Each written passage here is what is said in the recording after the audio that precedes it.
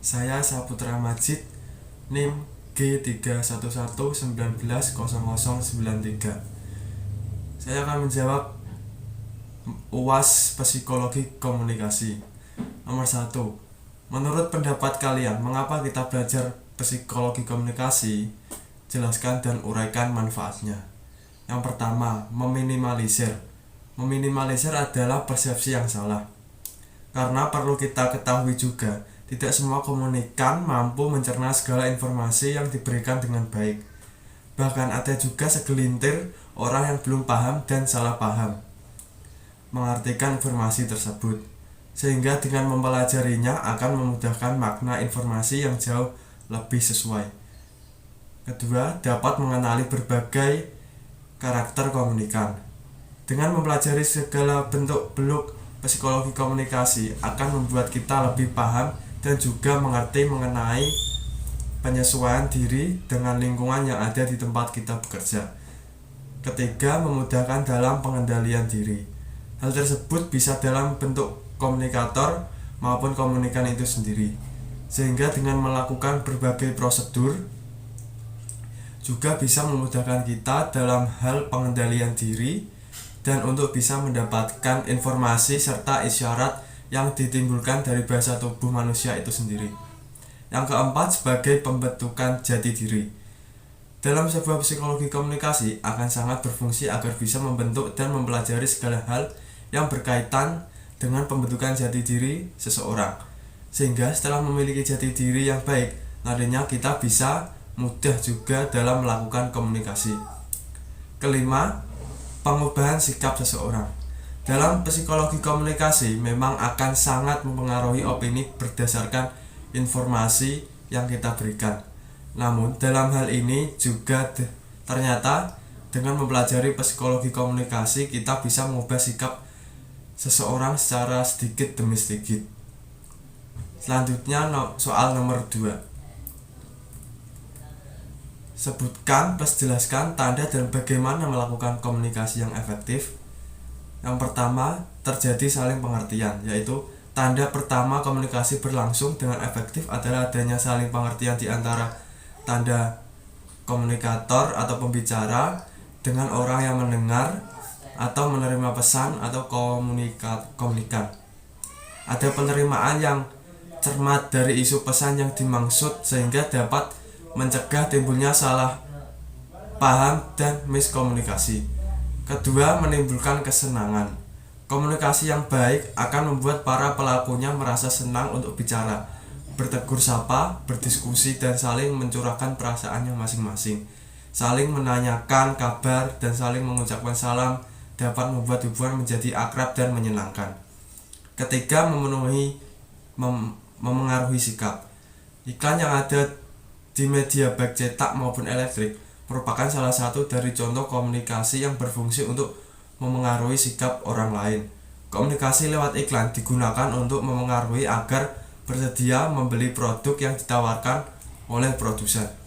Contohnya, dari komunikasi sebagai memengaruhi sikap ini adalah sugesti dan nasihat seorang guru kepada anak didiknya untuk lebih mencintai ilmu.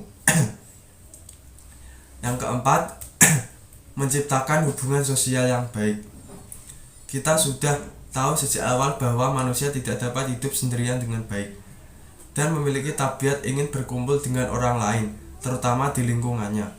Karena itu manusia mendapat julukan sebagai makhluk sosial.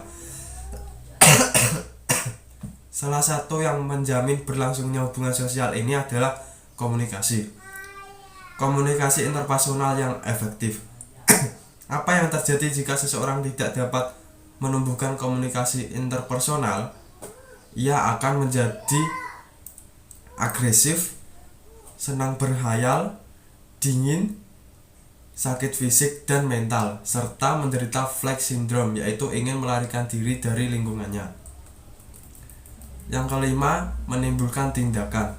Ada yang mengatakan tindakan adalah akumulasi seluruh proses komunikasi. Benar sekali pernyataan tersebut. Pernahkah kalian melakukan suatu perbuatan atau tindakan berdasarkan dorongan dan perkataan orang lain? Tentu kalian semua menjawab pernah. Agar komunikasi dapat menimbulkan suatu tindakan, sudah seharusnya kita dapat memberikan sugesti, menanamkan pengertian, dan menjalin hubungan yang baik dengan orang lain. Soal terakhir, nomor 3. Di dalam metode pembelajaran daring yang dilakukan oleh hampir semua tingkat pendidikan dari usia terdini sampai jenjang tertinggi, uraikan dan jelaskan menurut pendapat kalian dari sisi psikologi komunikasinya dari semua pihak, baik itu maupun komunikator dan komunikannya. Yang pertama, dampak belajar via daring yang telah berjalan lebih dari 12 bulan berdampak pada semua jenjang pendidikan, terutama pada anak-anak. Daring ini telah berdampak pada psikologis anak, mulai dari rasa bosan dengan aktivitas di rumah saja. Selain itu, hilangnya kesempatan untuk bermain dengan teman sebaya yang menjadi salah satu hal yang menyenangkan bagi anak usia dini. Selama pelaksanaan belajar dari rumah, para siswa juga memulai tugas sekolah. Jika dalam pekerjaannya, tugas sekolah dominan diselesaikan oleh orang tuanya, tentu akan menimbulkan dampak ke depannya. Si anak akan mengalami ketergantungan pada bantuan orang lain, kurang mandiri dalam menyelesaikan tugas, dan cenderung menjadi anak yang kurang percaya diri. Banyak pengajar yang mengeluhkan partisipasi siswa dan mahasiswa ketika pembelajaran daring. Pengajar kesulitan memastikan apakah siswa dan mahasiswanya mengikuti pembelajaran dengan serius atau tidak. Karena sering terjadi dalam pembelajaran daring ada siswa atau mahasiswa yang sengaja memasang video yang sudah direkam agar seolah-olah mengikuti proses pembelajaran. Namun ternyata mereka melakukan hal lain seperti ditinggal makan atau pergi atau keluar rumah. Dalam proses evaluasi pun banyak kesulitan yang dihadapi. Apabila biasanya tes atau ujian, guru atau dosen bisa melakukan pengawasan langsung, sehingga siswa atau mahasiswa bisa dididik untuk jujur dalam mengerjakan soal.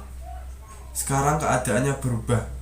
Tak ada yang bisa mengawasi dan memastikan apakah soal-soal yang diberikan dikerjakan sendiri atau tidak, ataukah sembari mencari jawaban dari internet kemudian tinggal di copy paste.